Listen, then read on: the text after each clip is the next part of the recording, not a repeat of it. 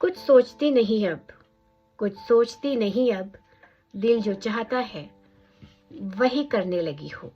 हाँ, मैं बदलने लगी हूँ। बिन पंखों के आसमान में उड़ने लगी हूँ। जो अच्छा लगता है वो पहनने लगी हूँ। हर दिन कई बार संवरने लगी हूँ। हाँ, मैं बदलने लगी हूँ। नमस्कार, मैं हूँ अंजू दुकानिया। आज अंजू आप सबकी मित्र, आप सभी को मेरा प्यार भरा नमस्कार। कैसे हैं आप सब दोस्तों? आज फिर से दिल की बात में अपने दिल की बात लेकर आई हूँ, लेकिन ये बहुतों के दिल की बात हो सकती है भी। जो मैंने अभी कविता पढ़ी थी, जो उसके कुछ पंक्तियां पढ़ी थी वो मैंने खुद ही लिखी है। मेरी स्वरचित रचना है और इस रचना को आप सभी का बहुत प्यार भी मिला था। यह हर नारी के मन की बात है। वैसे तो ये हर मानव के मन की बात है, लेकिन हमारे जो समाज में है, नारियों के लिए जो है बहुत सारी ऐसी बेड़ियां हैं, अब भी कहूंगी, ऐसी बहुत सारी मर्यादाएं, ऐसी बहुत सारी सीमाएं हैं जिनसे ऊपर उठने में उनको बहुत साहस का सामना करना पड़ता है।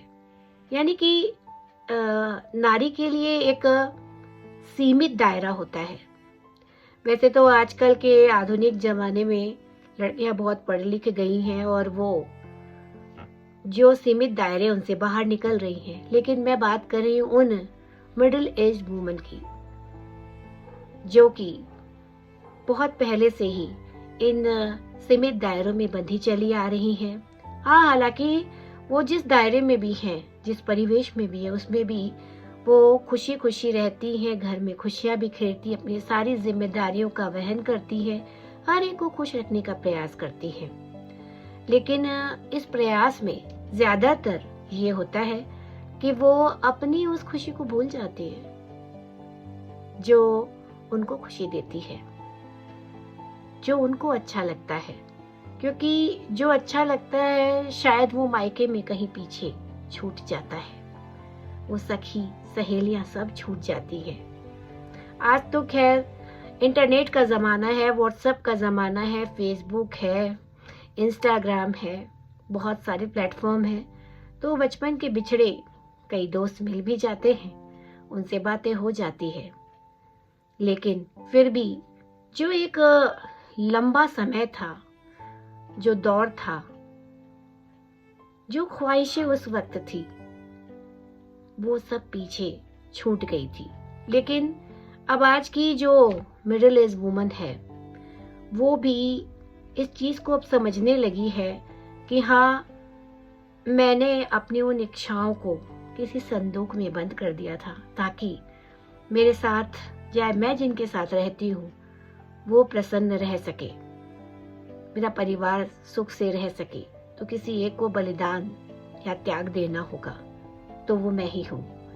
लेकिन ठीक है, त्याग की मूर्ति आपको बनने की आवश्यकता नहीं है अब इस युग में, मुझे लगता है। क्योंकि कई महिलाएं ऐसी हैं जिनको मैं जानती हूँ कि वो इस एज में है और उनको ये पता ही नहीं है कि उन्हें जीवन में करना क्या, पर वो कुछ करना चाहती हैं क्योंकि बहुत समय उन्होंने अपने जिम्मेदारियों को, अपने परिवार को दिया है।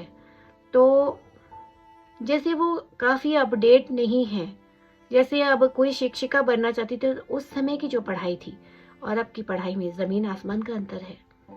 तो ना तो वो उतनी अपडेट है, या उनमें कोई और भी हुनर है तो वो उसको पहचान नहीं पाती है कि आखिर उन्हें कौन सा ऐसा क्षेत्र चुनना चाहिए जिसमें वो आगे बढ़ सके, या पहले जिसमें चाहती थी बढ़ना, उन्हें ये समझ में नहीं आता है।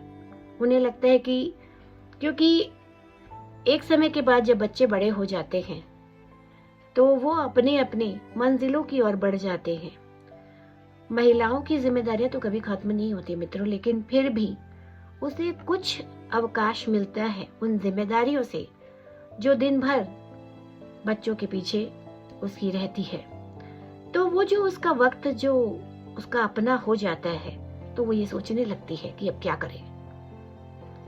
तो इसके लिए मैं उन सभी महिलाओं को कहना चाहूंगी कि आप सभी, आपको जो भी पसंद है वो आप एक पेपर में लिखें कि आपको क्या क्या करना पसंद है 1 से 10 तक। उसके बाद आप उसे कट करते जाएं कि आपको फिर इनमें से कौन सा ज्यादा बेहतर लगता है, और जब 3 ऑप्शन सिर्फ रह जाए तो उसमें से आप चूज कीजिए कि आपको सबसे बेस्ट ऑप्शन क्या लगता है। बहुत सिंपल है, क्योंकि ये बहुत सारी महिलाओं की समस्या है कि अब वो फ्री हो गई हैं तो वो जीवन में ऐसा क्या करें। वो उनका कॉन्फिडेंस लेवल खत्म हो जाता है बिल्कुल, क्योंकि बाहर की दुनिया में पैर नहीं रखा है। बाहर की दुनिया वैसे पैर रखा है लेकिन सेल्फ डिपेंड होने के लिए पैर नहीं रखा है। और अपनी जो प्रतिभा है वो कौन सी ऐसी प्रतिभा है जिसमें वो बेस्ट है। मैं अपनी ही बात आपसे करती हूँ। जब मैं छोटी थी तो मुझे सिंगिंग में बहुत इंटरेस्ट था। मुझे लगता था कि मुझे अपना करियर सिंगिंग में बनाना चाहिए। लिखने का भी मुझे शौक था, डांसिंग का भी शौक था, चित्रकारी का भी शौक था, लेकिन उसमें से उस वक्त मैं कुछ नहीं कर पाई। लेकिन एक समय ऐसा आया, विवाहोपरांत भी काफी अरसे बाद, जब मैंने अपनी उस कलम को फिर से उठाया, और कोरोना का दौर रहा होगा वो, हाँ, तो उस वक्त मैंने लिखना शुरू किया। और उस दौरान मुझे काफी अप्रिसिएशन मिला, फेसबुक से, इंस्टाग्राम से, हर प्लेटफॉर्म में जहाँ भी मैं गई, काव्य मंचों पे, तो मुझे काफी प्रोत्साहन मिला, सराहना मिली, जिससे मैं लेखन के क्षेत्र में आगे बढ़ गई। और इस तरह लेखन के क्षेत्र में आगे बढ़ते बढ़ते मैं रेडियो जॉकी की भूमिका भी निभाने लगी और काफी सारे प्रोग्राम प्रेजेंट करने लगी। तो एक रास्ता आपको चुनता है, आप नहीं चुनते रास्ते को, क्योंकि आपको नहीं पता होता कि आप कौन सी चीज सबसे बेहतर कर पाते हैं। वो समय आता है तब आपको अपने आप समझ आ जाता है। लेकिन जो मैंने आपको ट्रिक बताई है उसे जरूर आजमाएं, जो आपको बहुत मदद करेगी ये जानने में कि आप किस चीज में सबसे बेहतर और कौन सी चीज आप सबसे अच्छी कर सकती हैं। तो ये मेरा एक छोटा सा संदेश है हमारी सभी बहनों के लिए कि आप जिस चीज में आगे बढ़ना चाहती हो उसमें जरूर बढ़ें। सेल्फ डिपेंड होने के साथ साथ ये आप में एक अलग आत्मविश्वास जगाता है और आपको एक पहचान भी दिलाता है।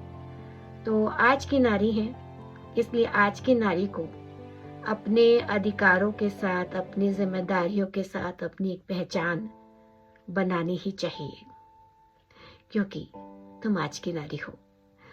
तो चलूंगी, बहुत समय ले लिया आपका, और जाते जाते एक गीत जरूर हो जाए। नाम गुम जाएगा, चेहरा बदल जाएगा, मेरी आवाज ही पहचान है, गौर याद रहे। तो आपकी आवाज, आपका अंदाज और आपकी प्रतिभा और आपके शब्द आपकी पहचान बनेंगे। आप एक कदम आगे तो बढ़ाइए। तो इसी के साथ चलूंगी, फिर मिलूंगी जल्दी ही दिल की बात में, दिल की बात लेकर। तब तक के लिए अपने परिवार और अपने मित्रों का बहुत ख्याल रखें। नमस्कार।